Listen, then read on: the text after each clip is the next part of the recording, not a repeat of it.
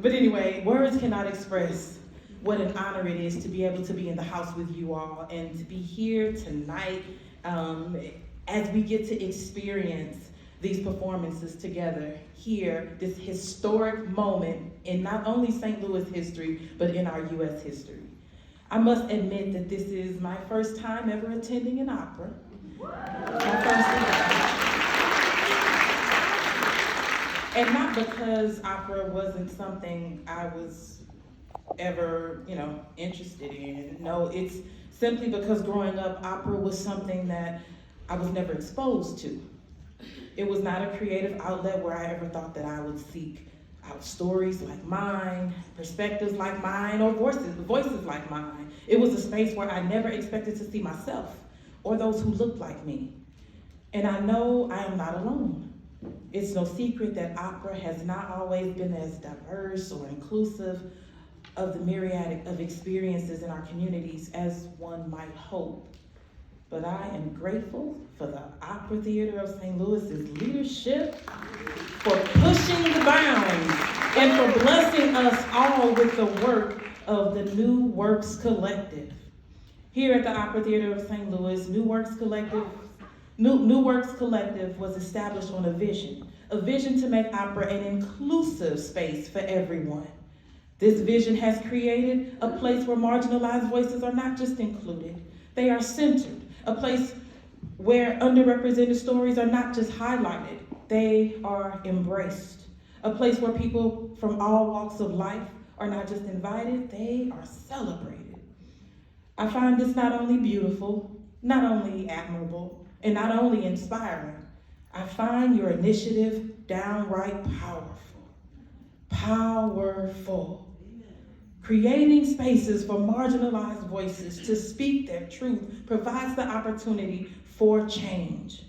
Through every plot point, and every note sung, and every note held, these performances, like the ones we will experience tonight, ought to be seen as acts of resistance. In St. Louis, we know a bit about resistance. Resistance to the status quo. As opportunities to bring attention to both the injustices and the beauty that exist within all of our communities. So I'm so proud that the New York Collective is the first initiative of its kind in the country. It brings me in. Woo! Yes! Woo!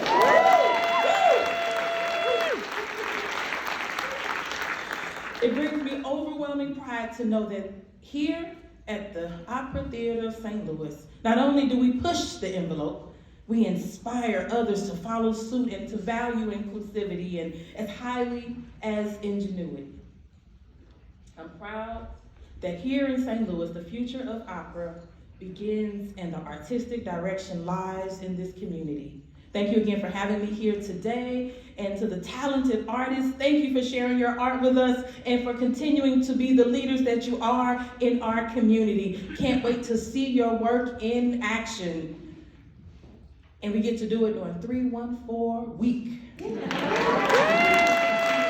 Now, I have the honor and privilege of getting to introduce two of our incredible community members who were involved in establishing this initiative, Dr. Philip Woodmore and Paige Elizabeth.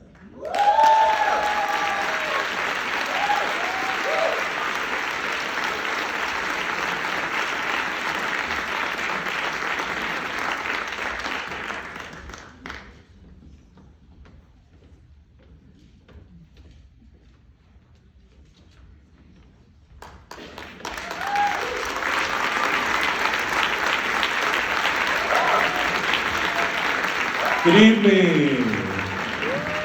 We would first like to thank Representative Bush. It's an honor to have you with us this evening. My name is Dr. Philip Whitmore, and I'm joined on stage by jazz extraordinaire artist Paige Alyssa. We are two of the members of a brand new group of creative thinkers called the New Works Collective that Representative Bush just spoke about. This is a group of community members that have led the commissioning initiative of all three of the works that you're going to see here this evening for Opera Theater St. Louis. Together, our 10 collective members have shaped an open call reviewed applications from more than 130 applicants, and selected the 3 creative teams who will be premiering brand new works for you this evening. You are seeing the work of composers and librettists who are accomplished writers and musicians, but who are new to opera. But you're also seeing an entirely new way of creating opera, with a new group of decision makers at the table who represent the rich diversity of St. Louis. We would also like to take a moment and acknowledge Opera Theater's leadership team, the General Director, Andrew Jorgensen, Artistic Director, James Robinson, and the Principal Conductor, Daniela Candelari. We want to thank them for offering an opportunity for St. Louis to hear different voices by putting this decision-making power in the hands of our community. And a big thank you to Opera Theater's staff and production crew. Opera is truly a team sport, and there are many people who have helped to develop these productions and bring them to life on the stage. In addition to the exhilarating opera you'll hear tonight, we're excited to welcome students from Coca Theater Artists Pre-Professional Division, who will be performing short segments of their work at the conclusion of each intermission that are inspired by onstage works. You can read more about the Coca students in the electronic program that you have. Yes, let's go around for our Coca students. In addition, Dr. Lauren Eldridge Stewart from Washington University will lead a town hall style conversation with the creators of the operas immediately following the performance. If you'd like to be a part of that conversation, just remain in your seats after the end of Madison Lodge. And last but certainly not least, following the town hall conversation, all are invited to join us in the lobby for a celebratory toast with the artists, and we would love to raise a glass with you all.